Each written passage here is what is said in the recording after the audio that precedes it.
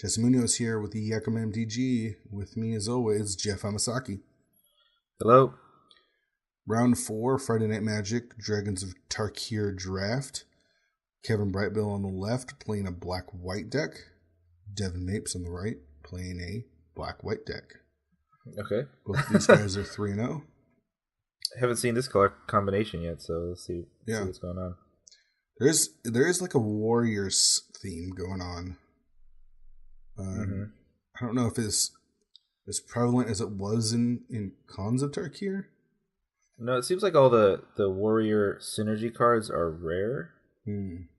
I think there's no Rush of Battle or Chief of the Edge or Scale or whatever that makes all your warriors super good. Yeah. There's like the one that you can sacrifice a warrior to drain them. Let's see. Looking for other warrior stuff. All right, Devin's on a mulligan of 6. Kevin kept his 7, so I'm not sure who's on the play. Yeah, I'm not sure how much black-white synergy there is either. Let's see. There's the Herald of Dramoka, which is a 2/2 that with vigilance it gives other warriors vigilance. There's the Bloodshin Rager that when it attacks, your other warriors can't be blocked except by 2 or more creatures. That's pretty sweet. Yeah, I think those are actually both pretty good.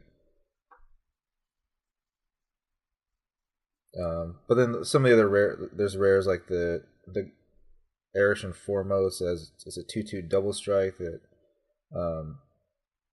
when it enters or attacks, another warrior gets a double strike. That card is super good. Yeah, that's sweet. All right, so just lands for the first 2 turns from Kevin. Devin with the first play, turn 2, Shambling Goblin, which is a 1/1. When it dies, creature target opponent controls gets -1/-1. Kevin has a pacifism in the hand. I would say that's a defeat. Yeah. Short target creature with power 2 or less. It's fine. I think I like defeat actually.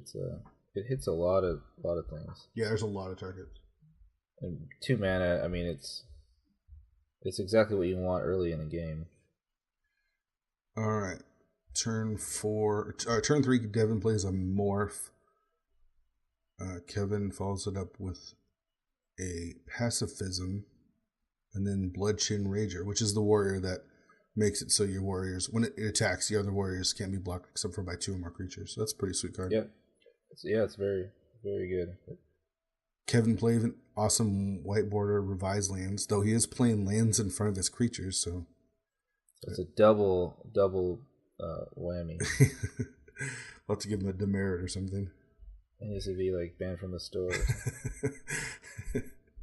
All right, and a Silumgar, 2/1 Death Toucher here. Who's also a warrior.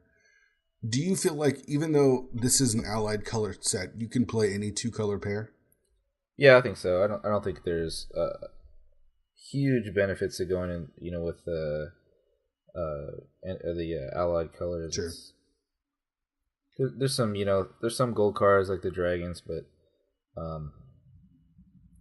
there's not any strong synergies like there were in cons. Sure. All right, so he played Vulture's Haven, which is a 2/3 flyer for 4 that you can exploit, but he doesn't. I think a 2/3 flyer for 4 is actually just fine. Devin then comes in with the Hand of Silumgar for 2. Then plays Silumgar's Butcher, which he sacrifices the pacified creature to kill the bird.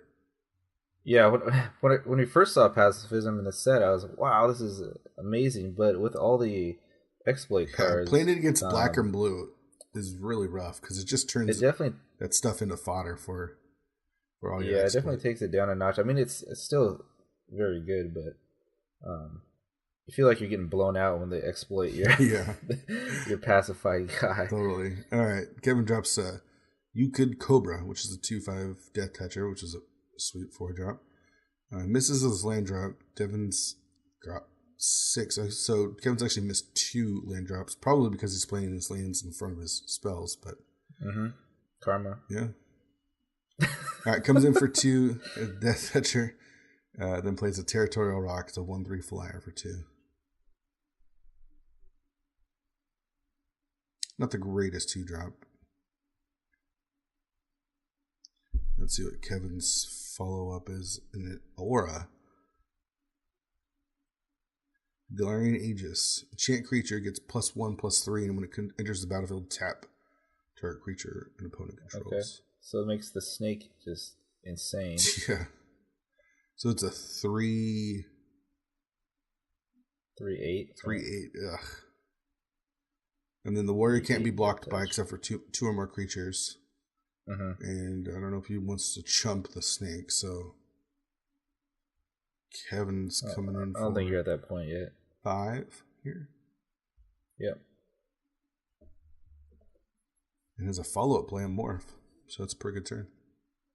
Yep. You like that enchantment? I think it's okay. Yeah, it's not... I like that it does... I think in some sets it'd be horrible, but I think in this set it's okay. Yeah, I like that it taps when it comes in, and also like how much it buffs the toughness of your creature, because there's a lot of stuff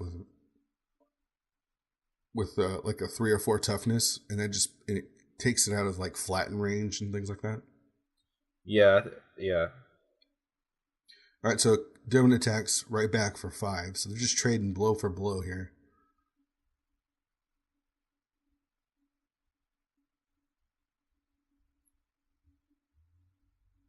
Let's see, what is that in Kevin's hand? I'm not sure. He's short on mana. All right, in for 7 now.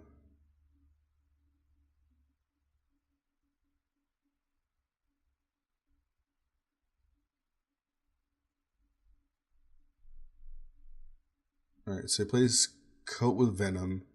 After I think he blocked the snake. And then in response, Kevin flattens it. Okay. So that's pretty good. And then he comes in for 4. So Devin down to 7. So 2 for 1. Yeah. And then Devin can't attack because he's threatening lethal right now. Yeah. Even still being on 4 mana, he's still been able to do stuff. Looks like he's got his own Hand of Silumgar there.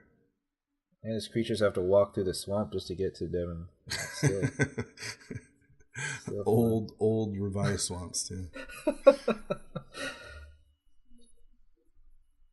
The printing on those are so bad.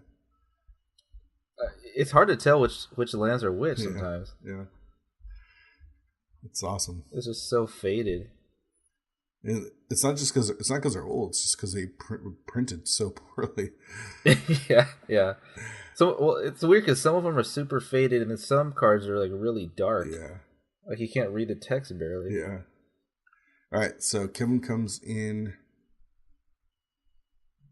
for 5. Yeah, 3/8 and a 2/2. And so he either has to double block the warrior. Yeah. Or just trade. It looks like so he trades the snake for the Hand of Silumgar. Puts Devin down to 5. Follows it up with Anafenza. Oh wow! And then Hand of Silumgar, which gets bolstered because of Anafenza. Wow. Devin's in trouble here. And he scoops it up. Yep, that's it. Yeah. And Anafenza does work. Yeah, I really like that card. So they were trading blow for blow, and then I think that 2 for 1 really changed a lot of things. Being able to keep his snake, because he was ready to trade the bird for the snake. Right, the bird and the Death Touch card. Yeah, for the snake, which is fine. Because it's still a 2 for 2, because he's got the aura on it. Exactly, yeah. And just keep trading haymakers, but when he loses that and Kevin keeps the snake, it was just too much. And it looks like Devin just either drew land or drew nothing of consequence. All right, so Kevin looking through his sideboard. Let's see if he adds anything here. I think he should bring in the artifact, the 1/2 that. They can look at morphs. The new Lens of Clarity, yeah. Oh, it's a 1-drop, man. You can play it on turn 1 and then look at everything. Terrible. I don't think I can imagine any scenario where I would play that card. Did you ever play a Lens of Clarity? Did you ever have it in your No 40? way. No way. I did play Smoke Teller quite often though. Yeah, but Smoke Teller is it's at least a 2/2. Right. Yeah, I don't know how many times I probably activated the ability maybe 3 times ever. I think when the draft format first started, I used it a couple times and then realized I don't need to actually really ever spend the money to look at them. So. Yeah. Like after the first couple weeks, I just never used Smoke Teller's ability. It was basically a vanilla 2/2 to me. Yeah, I mean, if it's literally the only thing you can do at the end of their turn, then sure. But yeah. The problem is the morphs didn't really just sit on the board for that long. They were always kind of I feel like attacking. You could always tell what somebody was playing, anyways. Yeah, they were always attacking and bluffing or threatening to flip the thing anyway. So you could never block unless you were sure that it was going to trade. Sure. Or, just realize you're going to jump block. I don't know. All right, turn 1 Dragon's Eye Century, which is a 1/3 defender with first strike from Devin. Kevin passes the turn after playing his land. Devin hits his 3rd land, drops a morph. I think it's the flyer, the 2/1 flyer. Okay. That dude is sweet. Yeah. I like that one a lot. I also like the blue 3 1 flyer. Yeah, both of them are good. All right, Kevin with his own morph. Passes the turn. I think I see one of those flyers that Devin just played in Kevin's hand. It's 2/1 flyer with vigilance, and then when you make a morph, it gets +1. Obviously, gets a counter. So yeah, flying vigilance does a lot of work. I love it. Yeah, that's what it is. So in for 3 from Devin in the air. Misthoof Kieran. I feel like I'm going to be playing that card a lot. Oh yeah. Vigilance is just cake too.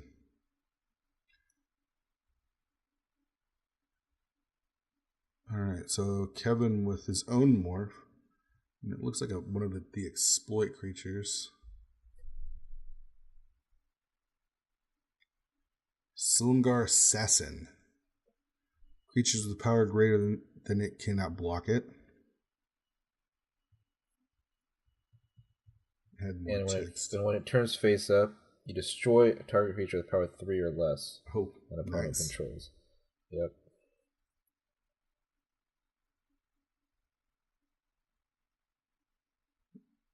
So something happened. I missed it. So why did it not kill the 1/3? I think he might have regenerated it.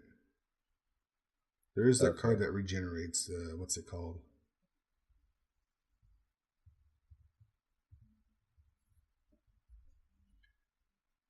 Butcher's Glee. That's what I think he just played. Target creature gets +3/+7, gains lifelink until end of turn, regenerated. So he attacked. So he tried to kill the bird, regenerated it, and so he's just got his creature on board, which is fine. You eat that spell, and then he comes in with the dash dude that gets +2/+2 to creatures when they enter the battlefield. So comes 4. In for a lot there. So 4, 5, 6, 7. Kevin down to 10. Let's see what he can do to add to his board here. I think he's going to need a flyer or somebody to kill that bird. Yeah, he does have. I'm pretty sure I saw one of the same card in his hand. Okay, and he could play it and flip it on the same turn, right? Yeah, because it only costs 2 mana to flip, I think. It looks like he's got a flat in there as well. So he actually has a lot of different plays he could go with here. It's actually not a bird, it's a Kieran. Okay. So it's different. It's like what is a Kieran? Like a goat or something? Like a flying goat. That's awesome. Yeah, you can see it in his hand right there. So he flattens Devin's Kieran, adds the the aura to his creature. So, do you attack here? You can't attack here but now he can block. No. He can block the dash guy now, though. Right.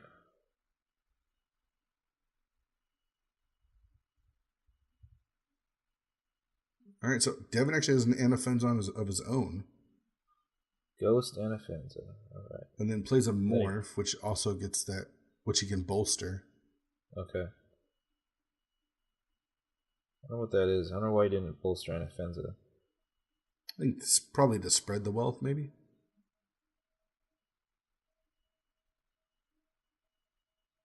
All right, so there's the defeat on Anafenza. Okay.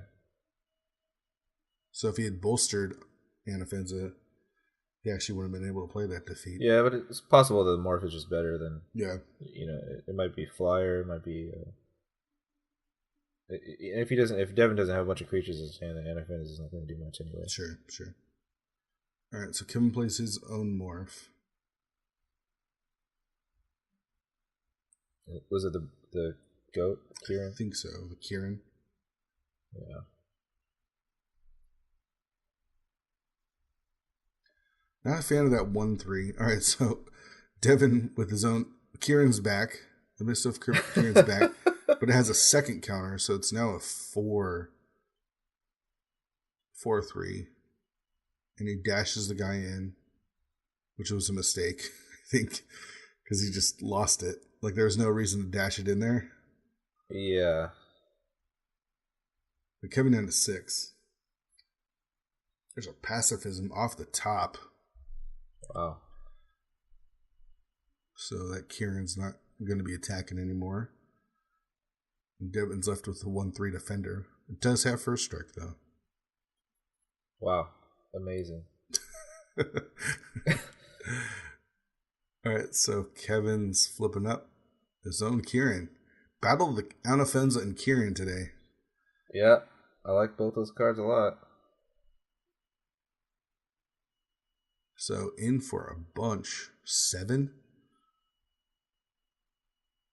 So it's 2, 3, 4. Plus 3 is 7. Yeah. I think Devin's in trouble here. He didn't add anything to his board. Does he have a removal spell? And he can't even attack with any creature. Yeah. So Kevin's at 6, but Devin did make a mistake by throwing away the 2/2. The dasher. Yeah. I don't think it's not like it's blocking, anyway. Well, sure, but I mean, just throwing something away is never really good. Right, yeah, that's true. All right, so he flattens the guy and blocks with the first striker. So it's 2 plus... It's got 5 toughness.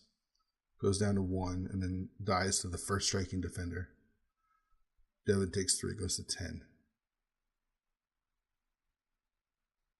Not the worst play. All right, 2/3 flyer.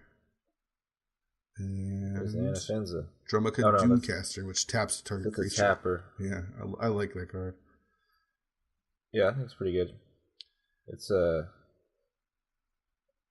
efficient, It's a 1-drop you can play early, and then you can just kind of wait until you need to tap something down.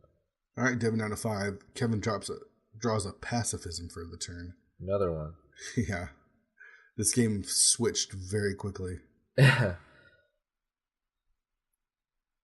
mean, it feels like just less than 2 minutes ago, Devin was at 20. Yeah. All right, drops a lane for the turn. I saw that he has at least 1 creature that he could play. All right, so it is. I think it's the Butcher. So he's got 2. Yeah, still got a Butcher. So sacks the dude, takes care of one of the flyers. Okay. So he's got 2 in the air still. Taps the Butcher down. Draws another Kieran. Jeez. I mean, they are common, so It is possible to get a few of them, I guess. And you said this is triple dragons, right? Yeah, There's no favorite for it. So 3 packs, you can get a bunch of them. Yeah, that's rough. Man. Double morph. Devin just played 1 kill spell. He plays double morphs. He needs like that dragon that kills all creatures if there's more than 5. Yeah, I think that's his only or out. 5 or more. Yeah. Drew, I think he might have drawn a lane for the turn. He's got something else. But I just don't... 1 creature's not enough. Because Kevin can obviously tap one of the creatures. So he's got 2... Theoretically, 1 creature. If he adds 1 creature to the board, he still only has 1 blocker. And Kevin still has a pacifism, right? Yeah.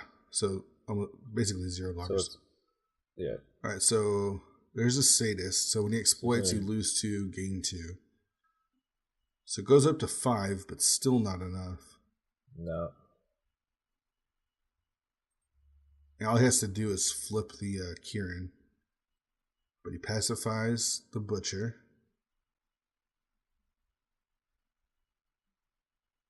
We could tap down the other thing and just attack. But there's the Kieran. Devin scoops him up. All right. Kevin 4-0, man. That was the battle of the Kieran. Actually, like both of those decks. They're both seem really good. Yeah. Probably a reason they were both 3-0 yeah. going into this match. So.